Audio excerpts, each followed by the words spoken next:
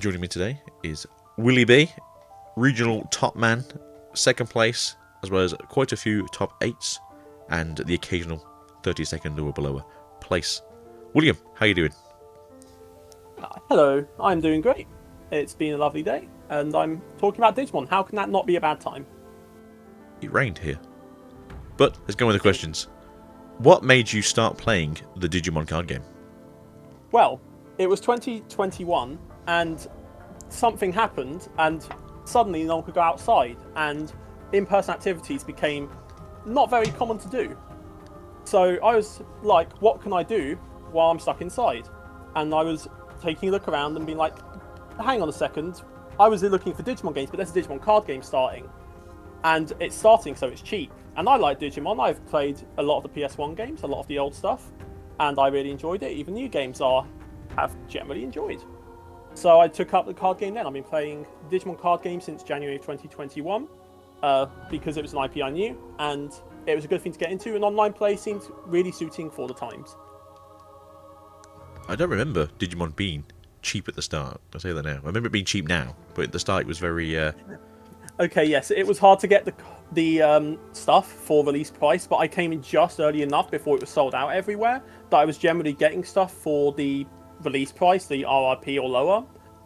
About a month after I started, maybe 2 or 3 weeks after, is when it really shot up and was hard to find things, but I just got in time to get stuff at the correct price. Yeah, if you got in before the boom, it was pretty good to get into, to be fair. What is it about Digimon that keeps you interested? And I know we spoke about this before the interview, and I kind of have to agree myself for the same reasoning. Sunk cost fallacy, 100%, nothing else. The cement is drying quickly around my ankles, and I feel like I'm getting dragged under constantly. Yeah. But I do like Digimon. It's just there is some kind of sunk cost fallacy for myself, and I think a lot of people who play this game, who are fairly good at this game as well, because you're putting the time in, you're getting better at the game. And for most people, you know, who especially in this series, it shows. Yes.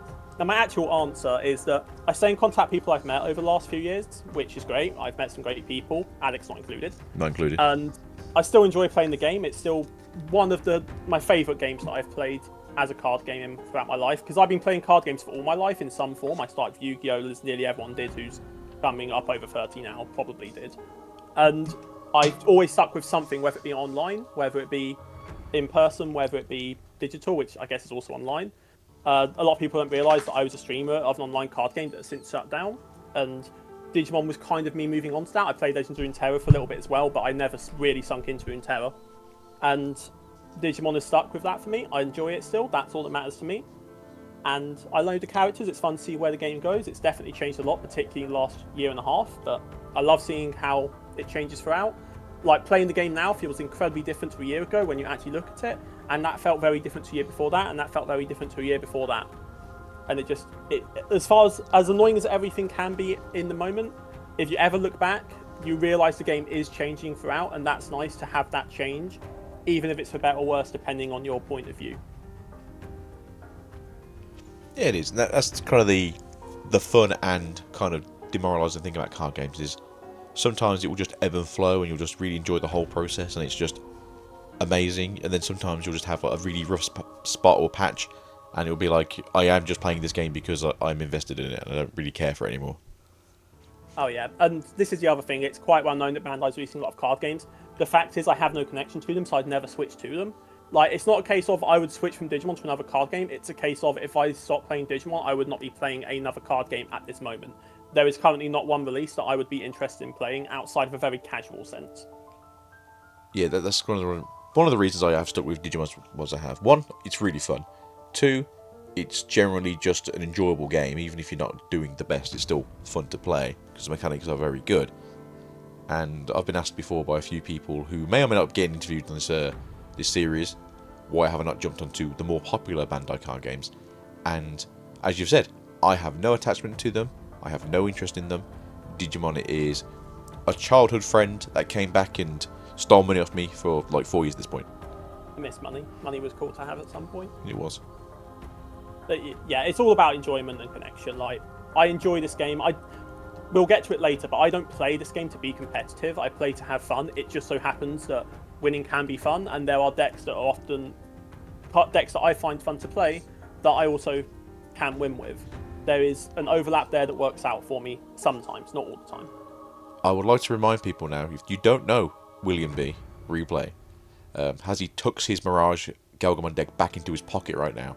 I don't think those two things can be said in the same sentence of, I don't play to be competitive, or playing probably one of the most competitive decks in the last 18 months. That's fair. So I guess we're going on to the next question there about the regionals. So, next question is, because I feel like this is Will trying to like sneakily get away from that accusation. I just figured it's good to talk about it in the question. Maybe so. So, was winning a regional, and this is going to be in brackets now, William has technically won a regional by coming second place because the first place person was disqualified and banned. Okay, so I wasn't going to make that specifically. So first of all, we're saying regional, he means larger tournaments. The first event I did very well in was one of the Evolution Cups, which I think Europe only got 3 of, if I remember correctly. But one of the original Evolution Cups. Yeah, we didn't get a playset worth because that was the biggest issue for people who wanted the Karamon. Yeah. But yeah, one of the original Evolution Cups, not the one that had the Greymon and the War Greymon, one of the other ones. I got second place. There is a whole kerfuffle I was not going to get into, but I guess we will since it's been brought up. I got second place. The person I lost to in that tournament got third place. The person who won, I never faced. So the person who got third has always been very upset that they did not get the second place. I kind of agree with the way tiebreakers work isn't great, but I've also benefited from that and lost because of it, obviously. As far as other placements I've done, I've top 8'd 2 different regionals. One this year in Glasgow, only a few weeks as we record this, and that felt great. And then one last year in the set 3 wave of cards, the alternate arts, and that was where I was at a disadvantage because I got third place despite losing in the final. So I could have gotten second on that same logic. And that's just the way it goes. I think it can be improved, but that's a whole other discussion. As far as was it a surprise? Yes and no. I knew I was taking a very high competitive deck into the format. I was going to win in that event to some extent. I never go into an event expecting to top, but I go into most events trying to top 32, which I've done a couple dozen times, I think, for top 32. I do it consistently enough. I'd been feeling a bit low recently because I've had a lot of bad streaks in tournaments. I don't think I even top 64 much this year. I think I had one top 32 prior in the whole year. So it felt great to feel back on form, at least temporarily. I then didn't get top 64 in the regional online just a week later, but we'll ignore that. It's fine. Deck can be fickle sometimes. Just make changes, keep good mental, move on to the next event. But yes, I am very glad that I got another top placement. It's always something I hope to, but not something I expect to happen. Yeah, sometimes the deck won't let you get a level 4 in 25 cards because sometimes they're just all at the bottom. Oh yeah, I have a lot of stories of how did this happen in Digimon card game, especially having played it for so long. There's a lot of times where it's like, yep, that didn't seem likely, but it's happened. I've also had it happen against me, so I can't complain 100%, but I know all the times it happened to me. I don't necessarily know all the times it happened to my opponent, so I hope it's 50-50 overall on average if I was to know every situation when my opponent got unlucky. I mean, to be fair, and the person won't be on this interview series because they've abandoned us for the One Piece card game, like the pirate fiend that they are. They were well known for running like 6 rookies and always having a rookie in open hand. I'm not saying they cheated, I'm just saying they probably cheated, but we can't prove it, and they may have cheated. But nonetheless, your favourite rival won't be here to defend themselves, so we should move on to the 4th question, which is, who's your favourite Digimon? I put Tokamon. He's a cool little blob. He has little legs. Teeth are sharp. I like him. He's cool. But in general, I'm not the kind of guy to have big favourites. It took me several minutes, as Agito will attest to me to actually decide on one. And in general, I just like all the ones that are cute little guys. Like Goemon's cute, Gamamon's cute, Pixiemon's cute when he's not weird training guy. I just like the little guys. They are adorable, and I like them. I feel like you and next week's interviewee will be getting on quite well during the Bandai Card Fest. And the final question, which does relate to that, is, are you ready to run it back at Bandai's Card Game Fest, despite the fact that we both have not done specifically well at these bigger regional events? So, I like how you say run it back. Are we talking run it back about the regional recently? Or are we talking running back about championships? Because I played in all three, and I got top 64 in the first one, so that's cool. And then I don't know if I've even topped. No, I've definitely topped 256 both. I don't think I've topped 128 either of them. I can't remember what I played in the online one back in 2022. In Germany, I played Massaimon. It was as BT11 was launching. I shouldn't have taken Massaimon. It was not very good. It was a bad time. Even the side events I did terrible. It was a sad day. But Massaimon was really good into the meta, but the issue was everybody was playing Massaimon, and the mirror match was goddamn awful. Oh, I didn't get mirror matches. I just couldn't get any cards I liked. In general, DNA decks are just not that consistent unless you're playing a Digimon because all your card search. And then for Netherlands, in December of last year, I took Shine Greymon. I also shouldn't have taken Shine Greymon. It was very hyped. I fell for the hype. It was not a consistent enough deck to play in a big event. If it popped off, it really popped off. It just did not pop off often enough to win long drawn-out tournaments. It can get locals. It can get a few rounds in a row. Going 8-9 rounds with it, you are going to get bad hands, and it will hurt you. Yeah, it's a very sticky deck, and it does a lot of things right, but since they removed that best card from the deck and put it as a one-of, the deck has kind of fallen to the wayside. Unlike its blue brother. But to be fair, we did play in the side event, you and me together. We did. And at that same fest, and there was one game in that where I bricked, had no level 3, had to hard play Geo Greymon for my first 3 turns. I think I eventually found the Marcus and put that down for a couple of turns, and I was the only one on our team who won that round. And I will not let that down because that's really damn funny. To be fair, I was playing a very weird build. So I borrowed this deck, by the way, from a friend of ours, or I'd say like an acquaintance of mine, a friend of somebody else in our team. And he was like, here's my, literally bling out to the max D-Brigade. It's like, here you go. And I swear to God, it's like, where's level 5s? I didn't find out until after the rounds. He only runs 4 level 5s. I was like, yeah, no, we're never going to get into the level 6 that's doing all the work. Yeah, he always plays weird ratios. And then, what was our friend playing? Luger, was it? Probably. Good old Joe. Fortunately, Joe will not be on this podcast, as I don't think... Well, sorry, this interview situation, because I don't think Joe's done very well recently, but he's a pretty good player himself. I think he's also started playing another card game, I think. Which is also the one that the traitor left us to go play. Yeah. So, to answer the question, are you ready to run it back?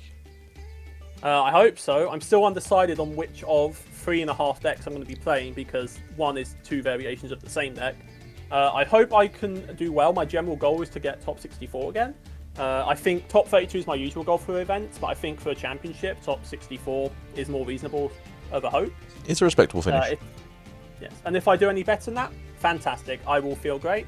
But my general goal is to get top 64, and as a small spoiler stat, Mirage is one of the decks I'm still considering because I value practice a lot, and it's a deck at this point I know very well. It obviously will not be using any of the new cards. It doesn't really get anything, especially with LM not being available. But if you have practice and the deck's still good, I do think Digimon's at a point where the improvements to decks aren't generally that big enough where you need the new things. But I also know Mirage can be quite fickle in the way it works. It's very all or nothing type of deck, which if it doesn't get what it needs, you just lose. I'm aware of that. But it is one of the decks I'm considering. I will not mention the others for now. I believe they're more modern decks in comparison. Yes, they are more modern decks. One of the reasons why is because it's based on what I pulled from 2.0, which, as of right now, the UK still has not got. Hopefully I'm getting my stuff next week, and I can decide a bit more based off that. But practice is very important. We have got a lot of online events coming up, which will help me practice a bit more than I normally have for these championships, because we actually have the stuff a few weeks in advance instead of a week. Yeah, we are quite lucky. We do have 2 Ultimate Cups between now and full release, which is going to be the 23rd and the 30th, I believe. So there is 2 proper tournaments you can practice in if people are also doing the same thing. So there is good space, and Europe has a lot of good players, to be fair, so learning against the good players is actually quite fun. Absolutely. But I've been against Swiftly, and this has been Willie B Replay. Thank you for joining us today, and we'll be seeing you guys in the Netherlands in approximately 8 weeks. That's 8 weeks? That seems definitely not right. It's the 10th today. We're going to be there the 6th, the 7th, and the 8th. And possibly the 9th, depending when you come home. That's 4 weeks. Oh, damn, yeah, we're in November. Yeah, 4 weeks away. Uh-oh! That is 4 weeks. It's too close now. God damn if that would be catches on, by the way. See, look what you did. Right then, we'll catch you guys in a month's time, and hopefully I'll be casting, but probably will not be, and I'll be playing something I've not practiced. So it doesn't change the usual then.